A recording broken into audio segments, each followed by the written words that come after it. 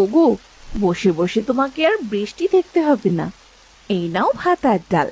এবার জলদি করে খেয়ে আমায় উদ্ধার করো তো। এমন করে বলো না গিন্নি। এমন করে বললে যে খুব কষ্ট লাগে গো। আমি তো তোমার স্বামী, তাই না? এমন করে বলবো না তো কেমন করে বলবো শুনি? আজ একটা বছর ধরে টানা বৃষ্টি হচ্ছে। এই বৃষ্টির জন্য ঠিক মতো না পারছি ভালো মন্দ খেতে, আর না পারছি কোথাও যেতে। এভাবে কি মানুষ বেঁচে থাকে বলো? এটাকে কি বেঁচে থাকা বলে? কি করবে গিন্নি, সবই তো প্রকৃতির খেলা। আজ এই একটা বছর ধরে বৃষ্টি নেমেই চলেছে, তা যে থামবার কোনো নামগন্ধ নেই। এদিকে এক একটা বছর বৃষ্টিতে যে চারিদিকে একবারে পানি জমে গেছে, এটা কি আর আমাদের হাতে আছে? সবই তো বিধাতার উপর। সব বিধাতার ওপর ছেড়ে দিলে আমাদের পেট চলবে কি করে শুনি? বিধাতার কাজ বিধাতা করবে, আর আমাদের কাজ আমাদেরকে তো করতে হবে। তুমি জলদি করে ভালো একটা কাজ খুঁজে বের করো, নয়তো এসব ডাল ভাত আমি আর খেতে পারবো না। এসব খাওয়ার চেয়ে বরং তুমি আমাকে বাপের বাড়িতে রেখে এসো। আরে কিসের মধ্যে কিসের কথা বলছো গিন্নি? তুমি আবার বাপের বাড়ি কেন যাবে শুনি? আর এই বৃষ্টির সময় তো তুমি তোমার বাপের বাড়িতে কোনোভাবেই যেতে পারবে না। দেখি আর কয়েকটা বছর, এর ভেতরে যদি বৃষ্টি না থামে, তাহলে তোমাকে নিয়ে আমি অন্য একটা উপায় খুঁজে দেখব। এই কথা দিলাম তোমাকে। এই কথা তো আরো 1 বছর ধরে বলে আসছো, কই কখনো তো তোমাকে কিছু করতেই দেখলাম না। চত্ব সব। এখন জলদি করে খেয়ে বাজারে যাও দেখি। বাজার থেকে চাল আর ডাল নিয়ে এসো, নইলে কিন্তু ভাত আর ডালটাও পেটে পড়বে না, না খেয়ে মরতে হবে। আচ্ছা আচ্ছা, ঠিক আছে গো গিন্নি, ঠিক আছে। যাচ্ছি যাচ্ছি গিন্নি, যাচ্ছি। তার আগে দুটো তো খেয়ে নিই নাকি? আচ্ছা ঠিক আছে, তুমি তাহলে খাওয়া শুরু করো। আমি ততক্ষণে বাজারের ব্যাগটা নিয়ে আসছি।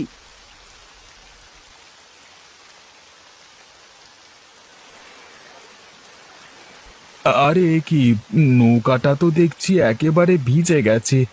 এই ভেজা নৌকা নিয়ে এখন আমি কিভাবে বাজারে যাব, সেটাই তো বুঝতে পারছি না।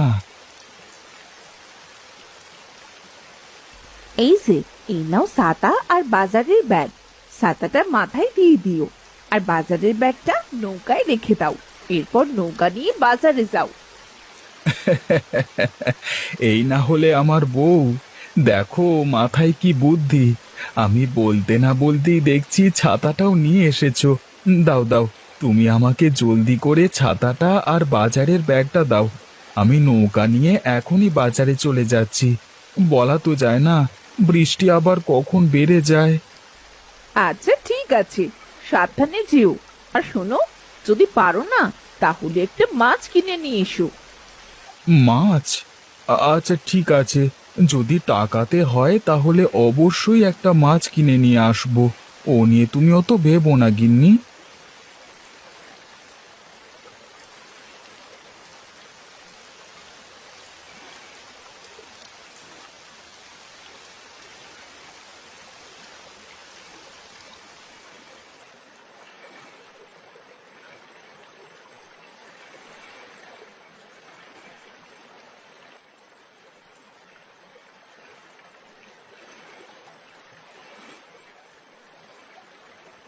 আরে ও গোপাল ভাই, দোকানে আছো দেখছি। তা আমার যে কিছু সদাইপাতি লাগবে, জলদি করে দিতে পারবে তো? ওদিকে আবার কখন বৃষ্টি নেমে যায় সে কথা তো আর বলা যায় না। তাই তো বৃষ্টির আগেই চাচ্ছি সদাইপাতি নিয়ে বাড়ি চলে যেতে।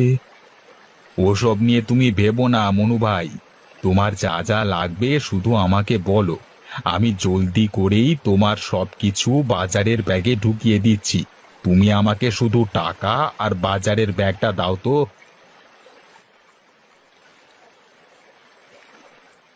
শোনো গোপাল ভাই, আমার ওই ব্যাগে 5 কেজি চাল আর 2 কিলো ডাল জলদি করে ব্যাগে ভরে দাও, কেমন? গোপাল ভাই, আমার যে আবার অত সময় নেই বুঝলে, কখন বৃষ্টি নেমে যায় কে জানে। ঠিক আছে মনু ভাই, তুমি তো একবার বললে। 2 কিলো ডাল আর 5 কিলো চাল এখনই ব্যাগে ভরে দিচ্ছি আমি। এই তো, এই তোমার 5 কেজি চাল আর এই 2 কিলো ডাল ভরা শেষ কেমন? আর যে টাকা হয়েছে তাতে তুমি আর 10 টাকা ফেরত পাবে, বুঝলে? মাত্র 10 টাকা ফিরেছে? আচ্ছা ঠিক আছে গোপাল ভাই, তুমি আমাকে 10 টাকাটাই ফেরত দাও। এই তো, এই নাও তোমার 10 টাকা। আর এই হলো তোমার সদাই পাতির ব্যাগ।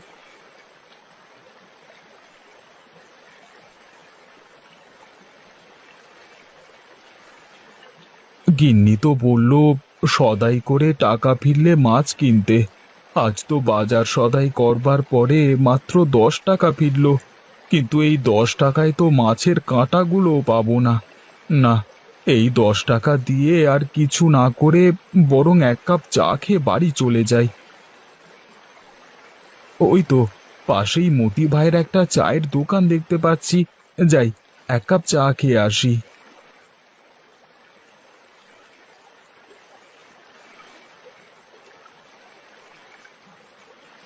আজকে একটা বছর হতে চললো, একটানা বৃষ্টি নেমে চলেছে। এভাবে চলতে থাকলে তো পুরো দেশ এক সময় জলের তলায় ডুবে যাবে। তখন তো আর আমাদের যাওয়ার কোনো জায়গা থাকবে না। সে কথা আর বলো না মতি ভাই, সে কথা বলে আর কি লাভ বলো? আজকে একটা বছর ধরে এই বৃষ্টির সাথেই সংসার করছি। এই বৃষ্টির ভেতর গোসল করছি, বাজার করছি, খাচ্ছি, এমনকি কাজকর্ম সবই করতে হচ্ছে এই বৃষ্টির সাথেই। শুধু বৃষ্টি হলেও কথা ছিল, সেই বৃষ্টির জলে তো আবার চারিদিকটা একেবারে ডুবে গেছে। এতে করে যে দিন দিন আমাদের সমস্যা আরো বেড়েই চলছে গো। ও কথা আর বলো না দাদা, এই বৃষ্টি তো আমাদের জীবনটা একেবারে শেষ করে দিয়েছে। বৃষ্টির জলে গ্রামটা ডুবে যাওয়ার পাশাপাশি আমাদের নিজেদের জীবনটাও ডুবতে বসেছে। কি আর করবে দাদা, সবই তো বিধাতা লীলা খেলা, সে খেলা কি আর আমরা বুঝি? তুমি যাই বলো মনু ভাই, এভাবে কিন্তু আর চলা যায় না। আজ একটা বছর ধরে বৃষ্টির ভেতর দাঁড়িয়ে দাঁড়িয়ে চায়ের দোকানদারি করছি। এই জলের যত সাপ পোকামাকড় আছে সব এসে এই দোকানের ভেতরই জড়ো হয়। বাবারে বাবা, এগুলো সাফ করতে করতে যে আমার জীবনটাই একেবারে শেষ হয়ে গেছে গো।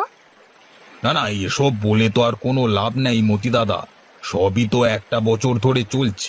এখন এগুলোর সাথে সাথে ধীরে ধীরে মানিয়ে নেওয়া ছাড়া আমাদের আর কোনো উপায় নেই। সে তুমি ঠিক কথাই বলেছ। এই বৃষ্টির সাথে আমাদের সংসার চলছে 1 বছর ধরে, হয়তো ভবিষ্যতেও আরো চলবে। আরে এই তো বৃষ্টি চলে এসেছে। এই নাও দাদা, তোমার টাকাটা তুমি রাখো, আমি এবার যাই। বৃষ্টি আসবার আগেই বা আমাকে আবার চলে যেতে হবে।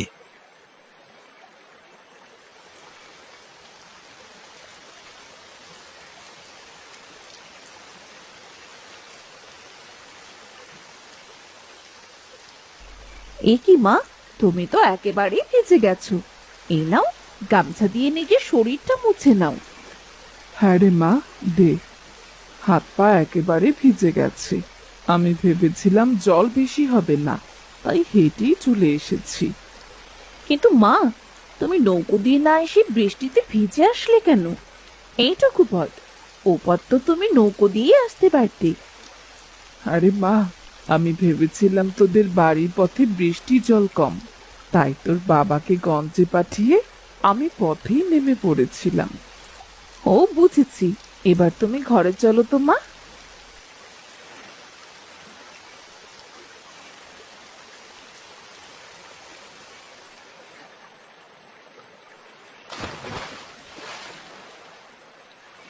আরে এ তো মেঘনা চাইতেই বৃষ্টি।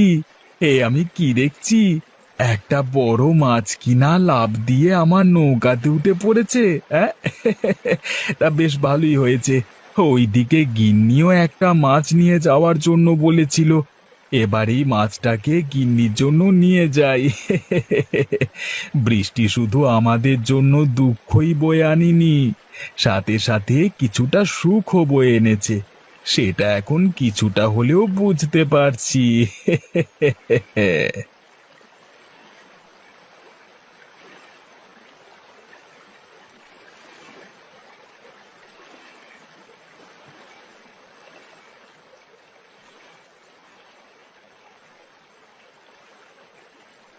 গিন্নি, মা যে আজকে আসবে তুমি আমাকে বললে না।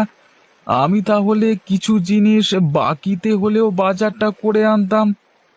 আরে মাঝে আজ আসবে সেটা তো আমিও জানতাম না। আরে এ কি, তোমার হাতে এত বড় একটা মাছ? এত বড় মাছের তো অনেক দাম, তুমি এত বড় মাছ কিনলে কি করে গো? সে এক মজার কাহিনী গিন্নি। আসবার সময় আমি শুধু চাল আর ডাল কিনেই বাড়ি ফিরছিলাম। ঠিক তখনই মাছটা পানি থেকে লাফ দিয়ে আমার নৌকায় উঠে পড়ল, আর আমিও বিধাতাকে ধন্যবাদ দিয়ে মাছটা নিয়ে আসলাম। সে তুমি ভালোই করেছো, নইলে মায়ের কপালে শুধু আজ ডাল আর ভাতই জুটতো। এবার দাও তো দেখি, আমি মাছটা ভালো করে রান্না করে ফেলি। এই নাও গিন্নি।